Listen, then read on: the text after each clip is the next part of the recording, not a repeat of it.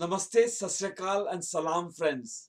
Welcome to the talk show Sajin Naya, Tourism, Hospitality and Aviation. Today's Just Think About It topic is COVID-19 and schools and colleges in India. In 3 minutes, I will keep my side or my opinion on whether we should continue with the lockdown of schools and colleges and how far, up till when. To be honest, सीधे बोल रहा हूं कि भाई schools और colleges को बंद रहना चाहिए, क्योंकि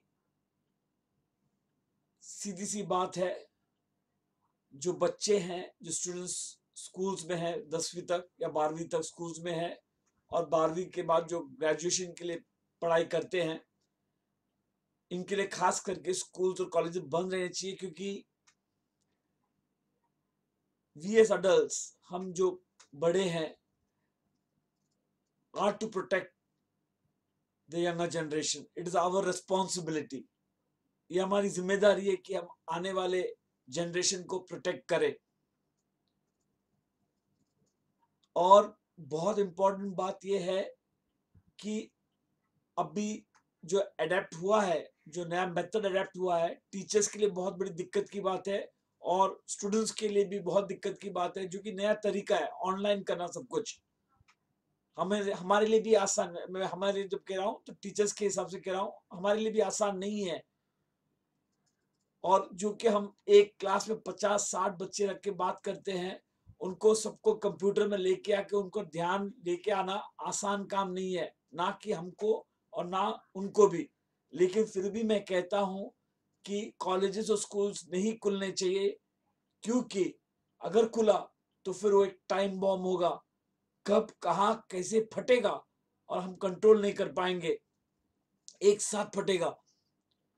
तो it is better to be precautious than taking a stupid foolish step.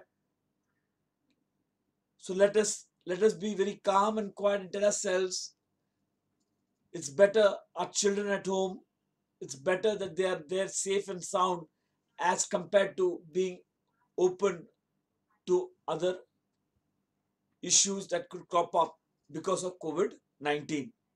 तो क्वेश्चन है, कब तक हम ऐसे बैठे रहेंगे, कब तक स्कूल और कॉलेज नहीं खुलेंगे. मैं तो वहां तक कहूंगा, जब तक अपने वैक्सीन नहीं आते, जब तक हमारे बच्चों को वैक्सीन नहीं लगते, हम स्कूल्स और कॉलेजेस को जहां तक हो सके बंद रखेंगे.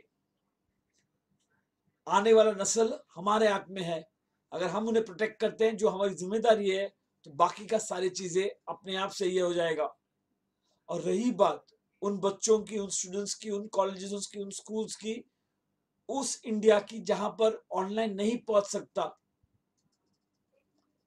ऐसे स्टूडेंट्स को मैं ये नहीं कहूंगा कि हताश हो, या अगर देना भी पड़े, बलिदान देना भी पड़े, ज्यादा से ज्यादा एक academic year, no harm in doing it boys and girls, कोई गम नहीं है,